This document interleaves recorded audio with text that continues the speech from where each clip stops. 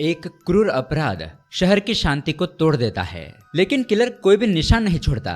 सिर्फ एक चीज बचती है, एक आई विटनेस की यादों में कैद एक अधूरा चेहरा। इसी याद के सहारे एक तेज दिमाग वाला स्केच आर्टिस्ट, एक अनुभवी पुलिस ऑफिसर, ये लोग साथ मिलकर इस अंधे के कातिल को पकड़ने की कोशिश करते हैं। हर खींची गई लाइन, हर उभरा हुआ चेहरा उन्हें सच के करीब ले जाता है, लेकिन साथ ही इनका खतरा भी बढ़ता है। जैसे जैसे वो स्केच साफ होता जाता है, वैसे वैसे ये भी एहसास होता है कि कातिल से भाग नहीं रहा, बल्कि कदम कदम पर उन पर नजर बनाए रखे है। गवाह की यादें धुंधली है, समय कम है और एक छोटी सी गलती किसी की भी जान ले सकती है। अब ये तलाश सिर्फ एक चेहरे की नहीं है, बल्कि अंधेरे में छुपी हुई सच्चाई की है। तो सवाल ये है कि एक स्केच आर्टिस्ट से किलर की पहचान होगी या फिर सच हमेशा के लिए परछाइयों के पीछे छुप जाएगा? यही देखेंगे हम आज की कहानी में, जिसका नाम है आइडेंटिटी। दोस्तों, एक ऐसी मूवी है जिसे देखकर आपका दिमाग चकरा जाएगा। इस कहानी को ध्यान से देखना, वरना थोड़ी सी भी बारीकियां मिस हुई तो आपको मूवी समझ नहीं आएगी।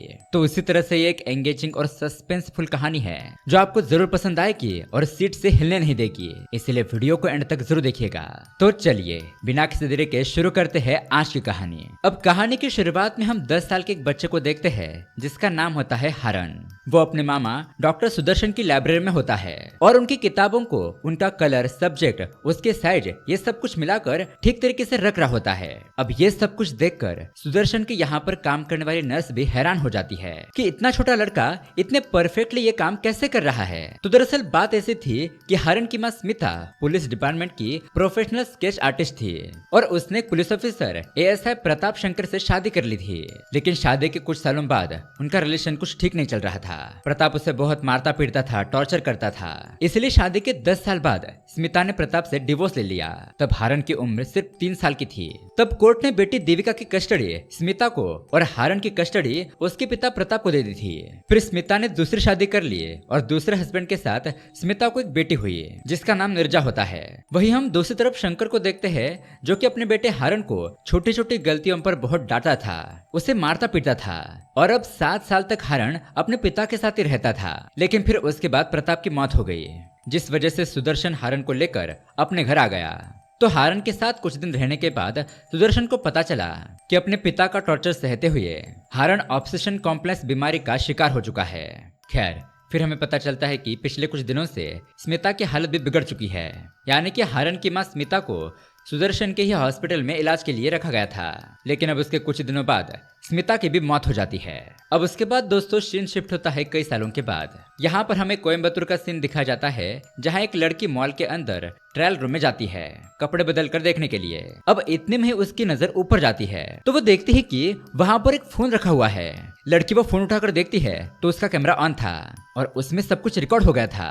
वो लड़की तुरंत ही बाहर आती है, अपने फ्रेंड को इसके बारे में बताती है और उस मॉल में कंप्लेंट करने लगती है। अब इतने में एक आदमी उनके पास आता है और उनके हाथ से वो फोन ले लेता है और मॉल के मैनेजर को तुरंत ही गेट बंद करने के लिए कहता है ताकि जिसने ट्रायल रूम में फोन रखा था उसे पकड़ा जा सके।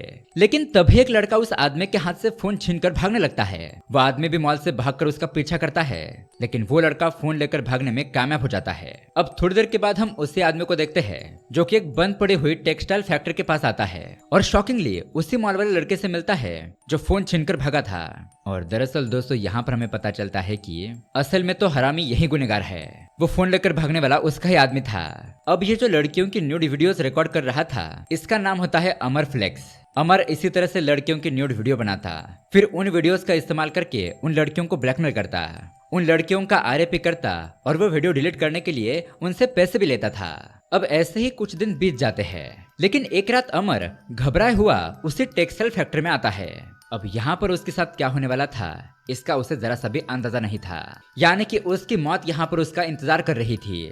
उसके गलत कामों की आज उसे सजा मिलने वाली थी। हम देखते हैं कि एक अनजान आदमी अमर को बहुत ही बुरी तरीके से मारता पीटता है, उसे एक कुर्सी से बांध देता है और उसके ऊपर पेट्रोल डालकर उसे आग लगा देता है और साथ ही वो उस पूरी बिल्डिंग को भी जला देता है। अब कुछ ही दिनों के बाद हम इंस्पेक्टर दिनेश को देखते हैं जो कि दोस्तों उसी लड़के अमर का केस हैंडल कर रहा होता है और अमर की जली हुई लाश उन्हें तमिलनाडु और केरला के बॉर्डर पर मिली थी। अब दिनेश अमर के पास मिले हुए सारे सबूतों को एविडेंस के तौर पर जमा करवा देता है। फिर वो पुलिस स्टेशन आता है। तब बेंगलोर का इंस्पेक्टर एलन जेकब उससे मिलने के लिए आया हुआ था। दरअसल जेकब विटनेस प्रोटेक्शन सेल में काम करता था और फिलहाल वो यहाँ पर आई विटनेस अलीशा को लेकर आता है, जिसने की टेक्सटाइल फैक्ट्री को चलाने वाले उस आदमी का चेहरा देखा था और उसी रात को अलीशा का भी एक्सीडेंट हुआ था। तो जेकब को लग रहा था कि अलीशा आई विटनेस है और उस लड़के अमर को जिसने भी मारा है वो किलर अब अलीशा को भी मारने की कोशिश करेगा। तो वो मैजिस्ट्रेट के सामने अलीशा का बयान रिकॉर्ड होने तक अलीशा को सुरक्षित रखना चाहता था, इसलिए अब वो यहाँ पर इंस्पेक्टर दिनेश से मदद मांगता है। तो दिनेश भी उसकी हेल्प करने के लिए रेडी हो जाता है और वो उन्हें रहने के लिए एक फ्लैट किराए के तौर पर देता है। फिर शाम को जेकब अलीशा को लेकर उस बिल्डिंग में शिफ्ट होने लगता है और दोस्तों इसी बिल्डिंग के उनके सामने वाले फ्लैट में हारन अपनी फैमिली के साथ रहता है, यानी कि अंकल सुदर्शन और उनकी बेटियां देविका और निर्जा, और ये सभी लिफ्ट में एक साथ ही ऊपर जा रहे थे। तो जेकब और अलीशा को देखकर निर्जा समझ जाती है कि ये लोग यहाँ पर नए शिफ्ट हुए हैं। वो जेकब से बात करती है और उसे अपने फैमिली के बारे में बताती है, लेकिन जेकब उसके साथ झूठ बोलता है, कहता है कि यह अलीशा मेरी बहन है। और थोड़ी बात करने के बाद वो लोग अपने अपने फ्लैट में चले जाते हैं। अब अगले ही दिन हम देखते हैं किसी केस के सिलसिले में इंस्पेक्टर दिनेश उनके पड़ोस वाले फ्लैट में आता है। दरअसल इस बच्चे ने कुछ दिन पहले हिट एंड रन केस में उस आरोपी को देखा था, तो आज पुलिस वाले स्केच आर्टिस्ट को लेकर उसका केस बनाने के लिए आए थे। अब यहाँ पर वो बच्चा स्केच आर्टिस्ट को डिटेल बता रहा था और उसी तरीके से वो स्केच आर्टिस्ट स्केच बनाने की कोशिश करता है। अब हारन अपने अंकल सुदर्शन के साथ वहीं पर होता है, तो वो देखता है कि वो स्केच आर्टिस्ट गलत स्केच बना रहा है। अब हारन ने बचपन में ही अपने माँ से स्केच बनाने की बारीकियां सीख ली थी, तो हारन भी एक बहुत ही बेहतरीन स्केच आर्टिस्ट होता है। यहाँ पर हारन उस स्केच आर्टिस्ट को हटाकर खुद ही स्केच बनाने लगता है और देखते ही देखते वो एक परफेक्ट स्केच बनाकर पुलिस वालों को दे देता है। अब ये सब कुछ देखकर जेकब के साथ साथ इंस्पेक्टर दिनेश भी हैरान हो जाता है। जेकब के पूछने पर वो बताता है कि मैं हरन और उसकी फैमिली को बहुत पहले से जानता हूँ, लेकिन मुझे भी नहीं पता था कि हरन इतना अच्छा स्केच आर्टिस्ट है। तो उसके बाद जेकब उसे कहता है कि हम अमर वाले केस में भी हरन से स्केच बनवा सकते हैं। मैं उसे अलीशा के पास ले जाऊंगा, अलीशा उसे किलर के बारे में बता देगी और ठीक उसी तरीके से वो उस किलर का स्केच बना देगा, तो किलर को ढूंढने में हमें बहुत ही मदद मिलेगी। तो इंस्पेक्टर दिनेश भी इसके लिए मान जाता है, जिसके बाद जेकब अगले ही दिन हरन से अकेले में मिलने के लिए जाता है। वो उसे सब कुछ बताता है, लेकिन हरन कुछ भी जवाब नहीं देता। फिर वो हरन से कहता है कि अगर तुम स्केच नहीं बनाना चाहते तो नहीं सही, लेकिन यहाँ पर आई विटनेस के प्रोटेक्शन का सवाल है, इसलिए तुम ये बात किसी को भी मत बताना, ये बहुत ही कॉन्फिडेंशियल मामला है। लेकिन अब हम देखते हैं कि हरन स्केच बनाने के लिए मान जाता है। तो उसके अगले सीन में हम देखते हैं जेकब उसे अलीशा के पास ले जाता है। अलीशा हरन को किलर की डिटेल्स बताना शुरू कर देती है और हरन भी उसी तरीके से काम शुरू कर देता है। लेकिन हम देखते हैं कि स्केच बनाते वक्त हारन को कुछ अजीब लग रहा था। फिर वो बीच में ही रुक जाता है और अलीशा से कहता है कि देखो अलीशा, आज का सेशन पूरा हुआ, हम बाकी का काम कल करेंगे। तो अब जेकब भी यहाँ पर कुछ नहीं कहता और उसके कहने पर अलीशा वहां से चली जाती है। फिर हारन जेकब से कहता है कि देखो, स्केच बनाते वक्त डिटेल्स बहुत ही इंपॉर्टेंस होती है, थोड़ी थोड़ी बारीकियों से ही एक परफेक्ट स्केच बनता है, लेकिन थोड़ी सी भी गलती हुई तो स्केच किसी दूसरे ही इंसान का बन जाएगा। हारन उसे एग्जाम्पल के रूप में कई सारे ऐसे केसेस के बारे में बताता है, लेकिन जेकब उसकी बात समझना ही नहीं चाहता था। वो उसे कहता है कि तुम बस स्केच बनाने पर ध्यान दो, इन सारी फालतू की बातों पर नहीं। तो दोस्तों अब यहाँ पर शॉकिंगली हारन उसे आधा बनाया हुआ स्केच दिखाता है, जो कि और किसी का नहीं बल्कि हारन का ही था। हारन कहता है कि उसकी डिटेल के हिसाब से मेरे जैसा चेहरा बन रहा है, लेकिन अगर मैं मुजरिम हूँ तो मैं उसके सामने बैठा हूँ, तो उसने मुझे डायरेक्टली क्यों नहीं पहचाना? वो मुझे देखकर डायरेक्टली बता सकती थी कि तुम ही किलर हो। ये स्केच बनाने की क्या जरूरत थी? अब जेकब को भी हारन की बात में पॉइंट लगता है। वो समझ जाता है कि हारन कहना क्या चाहता है। आगे हारन कहता है कि तुम मुझे केस के डिटेल नहीं बताना चाहते, लेकिन आलिशा ने एक हफ्ते पहले मुजरिम को देखा था, इसलिए हमें फिर से उस क्राइम सीन पर जाना चाहिए। जिसके बाद आलिशा ठीक से उस घटना को याद करके उस आदमी के डिटेल्स बता पाएगी और मुझे स्केच बनाने में आसानी होगी। इसलिए अब जेकब भी उसकी बात मान जाता है। अब अगले ही दिन जेकब हारन और अलीशा के साथ क्राइम सीन पर जाता है और इस टेक्सटाइल फैक्ट्री को देखते ही हारन समझ जाता है कि अमर को मारते हुए, इस टेक्सटाइल फैक्ट्री को जलाते हुए अलीशा ने जिसे देखा था वो और कोई नहीं बल्कि खुद हारन ही था। लेकिन दोस्तों, हारन ने अमर को क्यों मारा? और अगर अलीशा ने हारन को देखा था तो अब तक अलीशा स्केच बनाने का नाटक क्यों कर रही है? इन सभी सवालों के जवाब हमें आगे मिलेंगे। खैर, अब एक बार फिर से अलीशा हारन को डिटेल्स बताने लगती है, लेकिन इस बार हारन जानबूझकर किसी और का ही स्केच बना देता है और वो स्केच देखने के बाद अलीशा कंफर्म करती है कि हाँ, मैंने उस दिन इसी आदमी को देखा था। अब वो लोग घर पर वापस जाते हैं, लेकिन यहाँ पर हारन को समझ नहीं आ रहा था कि अलीशा ने उसे पहचानने से इनकार क्यों किया। अब उसके बाद दोस्तों हम देखते हैं देविका अब सुदर्शन के हॉस्पिटल में डॉक्टर थी। तो हरण अपनी दोनों बहनों को, देविका और नीरजा को, रात में हॉस्पिटल भेज देता है। अलीशा घर पर अकेली होती है। तब हरण चुपके से उसके घर के अंदर घुसने की कोशिश करता है, लेकिन दरवाजा खुलते ही जैसे ही हरण अंदर जाने वाला था तभी वहां पर सुदर्शन भी आ जाता है। अब हरण उसके सामने बहाना बनाता है कि मुझे लगा कि यहाँ पर कोई इसका दरवाजा तोड़ रहा है, तो बस इसलिए मैं देखने के लिए आ गया था। फिर वो दोनों जैसे ही दरवाजा खुलकर अलीशा को देखने के लिए अंदर जाते हैं तो उनके सामने अलीशा गन लेकर खड़ी थी। ये नजारा देखकर दोनों ही शॉक रह जाते हैं। अब इतने में ही जेकब वहां पर आ जाता है। वो अलीशा को बताता है कि मैं जेकब हूँ। अब अलीशा उसका नाम सुनते ही गन नीचे कर देती है और ये सब कुछ देखकर डॉक्टर सुदर्शन शॉक रह जाते हैं। उन्हें पता चल जाता है कि अलीशा के दिमाग में जरूर कुछ न कुछ गड़बड़ है। वो जेकब के साथ अलीशा को लेकर अपने हॉस्पिटल पहुंच जाते हैं। वहां पर महंगे महंगे टेस्ट किए जाते हैं और पूरी जांच करने के बाद सुदर्शन को समझ में आता है कि एक्सीडेंट के बाद अलीशा के दिमाग का फेस रिकॉग्नाइजेशन फीचर डैमेज हो चुका है, यानी कि सिंपल शब्दों में कहा जाए तो फेस ब्लाइंडनेस। तो अब अलीशा की बीमार के बारे में जानने के बाद हरण समझ जाता है कि आखिरकार सामने बैठे होने के बावजूद भी अलीशा हरण को पहचान क्यों नहीं पा रही थी। लेकिन अभी भी हरण को यह समझ नहीं आ रहा था कि आखिरकार अलीशा उस रात टेक्सटाइल फैक्ट्री के पास क्यों गई थी, असल में वो वहां पर क्या कर रही थी। और इसलिए दोस्तों अलीशा की कहानी जानने के लिए सीन जाता है फ्लैशबैक में, यानी कि 4 हफ्ते पहले। यहाँ पर हमें पता चलता है कि अलीशा टीवी पर न्यूज एंकर होती है और वो ज्यादातर मौसम विभाग की ही खबरें देती है, लेकिन इस जर्नलिज्म के करियर में वो आगे बढ़ने के लिए कुछ भी करने के लिए तैयार थी। अब उधर हम उस लड़के अमर को देखते हैं। वो नकुल नाम के एक लड़के को बहुत महीनों से ब्लैकमेल कर रहा था। दरअसल नकुल को कोडिंग आती थी और उसने कुछ छोटे मोटे क्राइम भी किए थे और अमर के पास उस नकुल के खिलाफ बहुत सारे प्रूफ थे। अमर पहले लड़कियों के न्यूड वीडियो निकालकर फिर नकुल को दे देता था और उन लड़कियों की सारी जानकारी हासिल करने के लिए कहता था। लेकिन दरअसल दोस्तों ये नकुल अमर से पीछा छुड़ाना चाहता था। नकुल को ना चाहते हुए भी अमर के काम करने पड़ रहे थे, वरना अमर के पास जो नकुल के खिलाफ सबूत है वो अगर पुलिस के हाथ लग जाएंगे तो पुलिस नकुल को पकड़ लेगी। फिर अमर एक दिन नकुल को रोहिणी नाम की लड़की के बारे में पता करने के लिए कहता है। तो ठीक उसी तरीके से नकुल रोहिणी की डिटेल्स निकालता है, लेकिन वो ये डिटेल्स अलीशा को दे देता है। जिसके बाद अलीशा रोहिणी से मिलने के लिए जाती है। तो यहाँ पर रोहिणी उसके साथ जो कुछ भी हुआ था वो रोते हुए उसे बताती है कि अमर ने उसके साथ क्या क्या किया, कैसे किया। फिर अलीशा सारे डिटेल्स लेकर अपने चीफ एडिटर के पास जाती है, उसे सब कुछ दिखाती है और कहती है कि हम ये न्यूज टीवी पर दिखा सकते हैं। लेकिन एडिटर अलीशा से कहती है कि देखो इसमें कोई लाइव फुटेज नहीं है, वीडियो प्रूफ नहीं है, कोई भी विटनेस नहीं है और कोई भी विक्टिम भी नहीं है, तो आखिरकार हम इस न्यूज को कैसे दिखा सकते हैं। ये न्यूज दिखाने के लिए विक्टिम का कोई सोर्स या फिर प्रूफ लेकर आओ, तो उसके बाद हम इस न्यूज के बारे में सोचेंगे। तो उसके बाद अलीशा एक बार फिर से नकुल के पास जाती है। वो उसे टीवी पर अपनी आइडेंटिटी रिवील करके उस अमर के खिलाफ गवाही देने के लिए कहती है, लेकिन ऐसा करने के लिए नकुल मना कर देता है क्योंकि वो अमर से डर रहा था। उसने अमर के खिलाफ गवाही दे दी तो अमर उसे मार डालेगा। लेकिन नकुल के पास एक रिकॉर्डिंग थी जिसमें अमर किसी लड़की की न्यूड वीडियो वायरल करने की धमकी दे रहा था और वो अलीशा को अमर का लोकेशन भी बता देता है।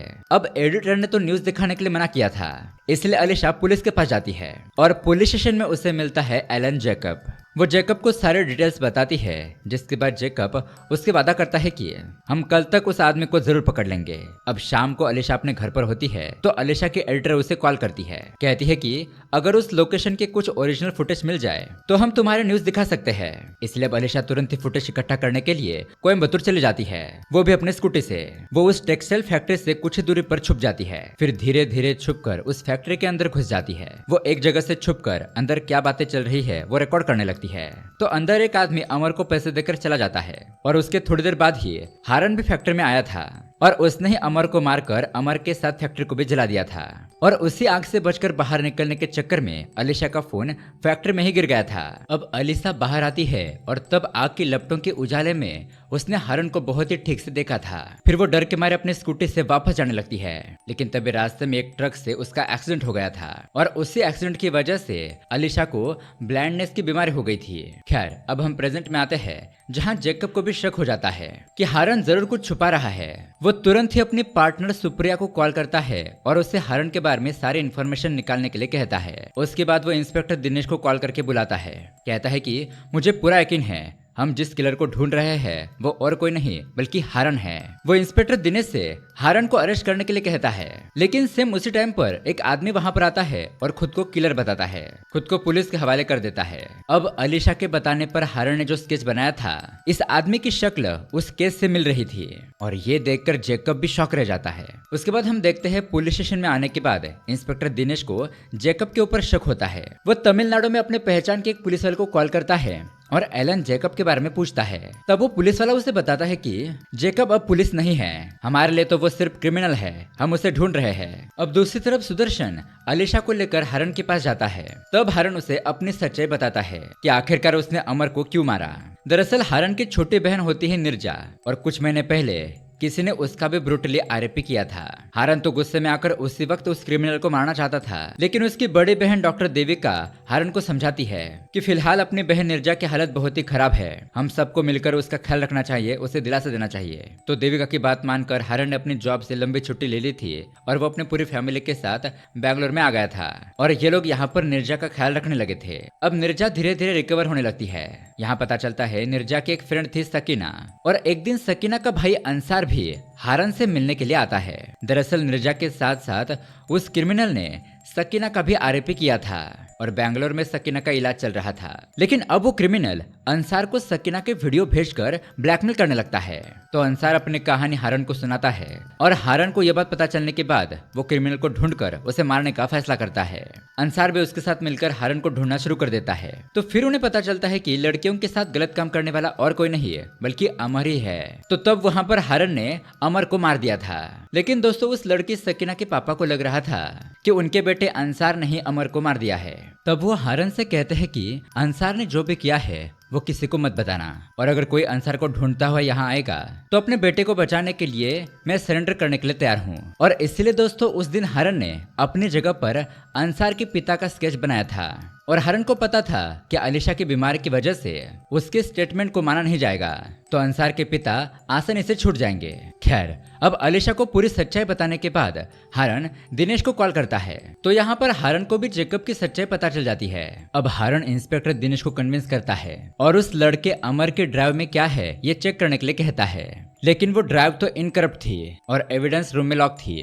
तो एक तरफ हारन दिनेश को वो ड्राइव लेकर आने के लिए कहता है और दूसरी तरफ अलीशा की हेल्प से नकुल को वो ड्राइव ओपन करने के लिए बुलाता है। लेकिन दोस्तों अलीशा और हारन इंस्पेक्टर दिनेश से मिलने के लिए जा रहे थे तो रास्ते में जेकब उनके ऊपर हमला कर देता है। हाईवे पर काफी दूर तक इन दोनों के बीच में चेसिंग चलती रहती है। तो अब जेकब से बचने के लिए हारन गाड़ी लेकर एक फैक्ट्री के अंदर घुस जाता है। यहाँ पर अलीशा को फैक्ट्री के अंदर उतार देता है और उसे कहता है कि देखो अलीशा, अगर मैं 20 मिनट में यहाँ पर नहीं आया तो तुम अकेले ही इंस्पेक्टर दिनेश के पास चले जाना। अब हारन दोबारा से हाईवे पर आता है। जेकब उसका पीछा कर रहा था। दोनों ही काफी स्पीड में होते हैं और एक मोमेंट पर आकर जेकब की गाड़ी का एक्सीडेंट हो जाता है। वो बुरी तरीके से घायल होकर नीचे गिर जाता है। अब ये देखकर हारन जेकब को पकड़ने के लिए उसके पास जाने लगता है, लेकिन तभी अचानक जेकब उससे गोली मार देता है, जिससे कि पता नहीं हारन को क्या होता है, वो मर जाता है या फिर बेहोश हो जाता है। अब जेकब उसके कपड़े पहन लेता है, उसकी गाड़ी लेकर अलीशा के पास पहुंचता है। अब जैसा कि हमें पता है अलीशा को ब्लाइंडनेस की बीमारी है, इस वजह से अलीशा उसे पहचान नहीं पाती। जेकब को हारन समझकर उसके साथ दिनेश के पास पहुंच जाती है। लेकिन यहाँ पर इंस्पेक्टर दिनेश जब जेकब को देखता है तो वो हैरान हो जाता है कि यहाँ पर हारन होना चाहिए था, ये जेकब कहाँ से आ गया। अब इससे पहले कि दिनेश कुछ कर पाता है, जेकब उसे तुरंत ही गोली मार कर खत्म कर देता है और उसकी गाड़ी में जो अमर का ड्राइव था वो ले लेता है। यहाँ अभी तक अलीशा को लग रहा था कि ये सब कुछ हारन ही कर रहा है, लेकिन अब उसी वजह से जेकब उसे छोड़कर वहां से भाग जाता है। अलीशा को डर लगने लगता है और वो भी वहां से जाने लगती है। फिर 48 घंटों के बाद सुदर्शन, नकुल और हारन तीनों अलीशा को ढूंढते हुए उसके पास आते हैं। सुदर्शन उसे समझाता है कि इंस्पेक्टर दिनेश को मारने वाला हारन नहीं बल्कि जेकब था, उसने बस हारन के कपड़े पहने थे और तुम्हारी बीमारी का फायदा उठाया था। अब ये पता चलने के बाद अलीशा को उनकी बातों पर यकीन हो जाता है, जिसके बाद हारन अलीशा को जेकब की सच्चाई बताता है, जिसे सुनकर अलीशा तो एकदम से घबरा जाती है। दरअसल दोस्तों ये जेकब विटनेस प्रोटेक्शन सेल में काम करता है।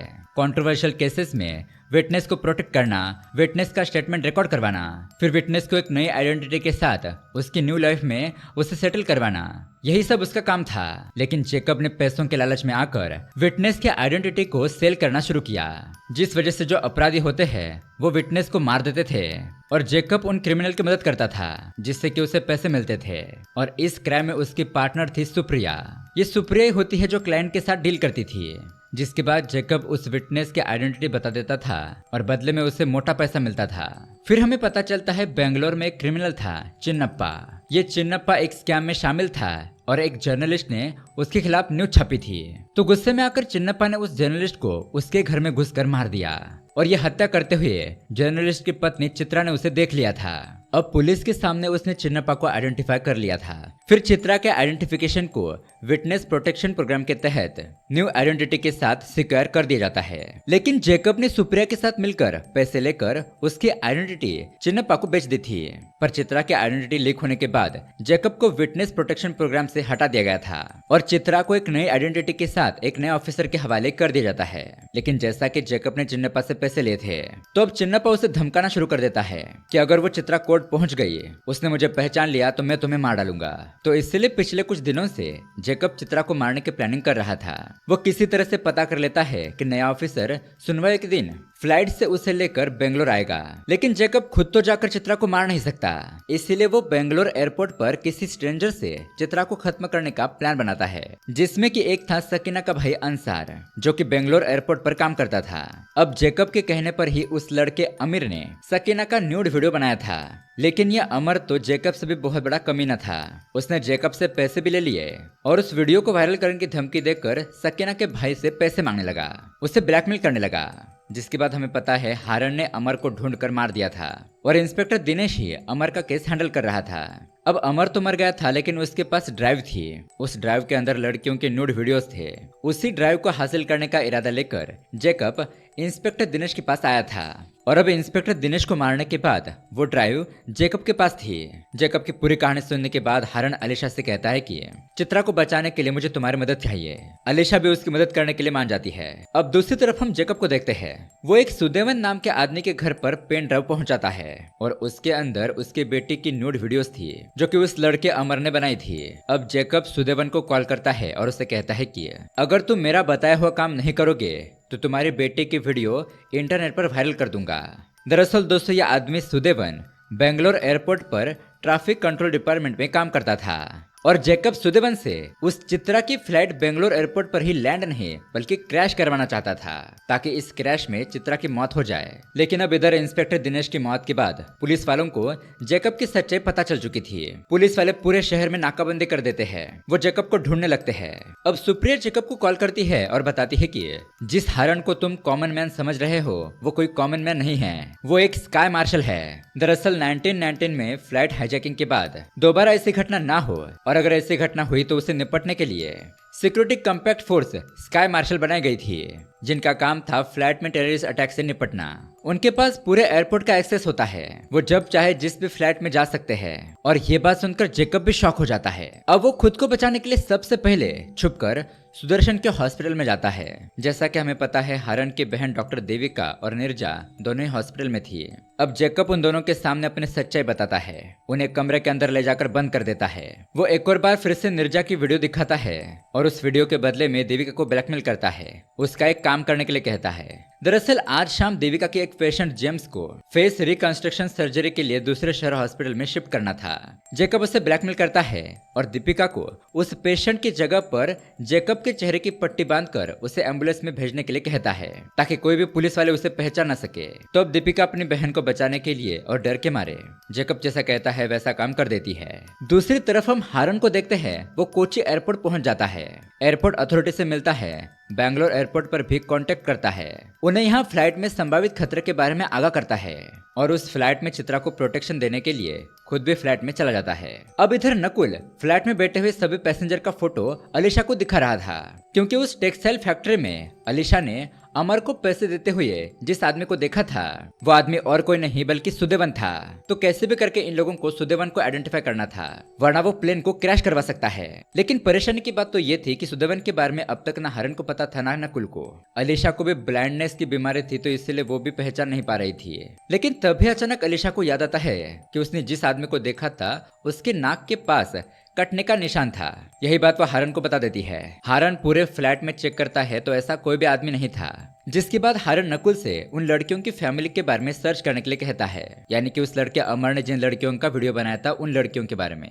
अब उनमें से एक लड़की थी निवेदिता सुदेवन, और उसके फैमिली के बारे में सर्च करने पर आखिरकार उन्हें सुदेवन के बारे में पता चल जाता है, जो कि सुदेवन बैंगलोर के एयरपोर्ट में एयर ट्रैफिक कंट्रोल सिस्टम में काम करता है। हारन तुरंत ही बैंगलोर के एयरपोर्ट सिक्योरिटी फोर्स को इसके बारे में बता देता है। वो लोग एयर ट्रैफिक के कंट्रोल में जाते हैं और आखिरकार सुदेवन को भी अरेस्ट कर लिया जाता है, जिस वजह से फ्लाइट सेफली लैंड हो जाती है और हारन का मिशन पूरा हो जाता है।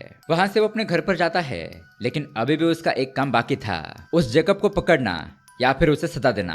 अब यहाँ पर हमें कुछ हफ्तों के बाद का सीन दिखाया जाता है। हम देखते हैं सुप्रिया की हेल्प से जैकब ने अपने लिए नई आइडेंटिटी क्रिएट कर ली थी और वो एक प्राइवेट प्लेन से देश छोड़कर भाग रहा होता है। तभी एक एयर होस्टेस जैकब को बताती है कि आपकी सिक्योरिटी के लिए फ्लैट में स्काई मार्शल भी है। और तभी यहाँ पर आता है बहुत बड़ा ट्विस्ट। हम स्काई मार्शल के तौर पर हारन को देखते हैं। अब यहाँ फ्लैट में हारन और जैकब के बीच में बहुत ही खतरनाक फाइट होती है और फाइनली हारन जैकब को गोली मारकर खत्म कर देता है। जैकब की मौत हो जाती है और हारन का बदला पूरा हो जाता है। फिर कहानी के एंडिंग में हम अलीशा को देखते हैं और वो हॉस्पिटल में अपना इलाज कर रही थी फेस ब्लाइंडनेस की बीमारी का, और कुछ दिनों के ट्रीटमेंट के बाद वो ठीक हो जाती है। और इसी के साथ ये कहानी यहीं पर एंड हो जाती है। तो दोस्तों, ये कहानी आपको कैसी लगी हमें कमेंट करके जरूर बताइएगा। मुझे पता है ये फिल्म देखकर आपका दिमाग घूम गया होगा, इसलिए चाहो तो आप इस फिल्म को दोबारा देख सकते हो। इस फिल्म के बारे में आपकी राय कमेंट में जरूर बताएं। चलिए मिलते हैं अगली वीडियो में। Keep watching.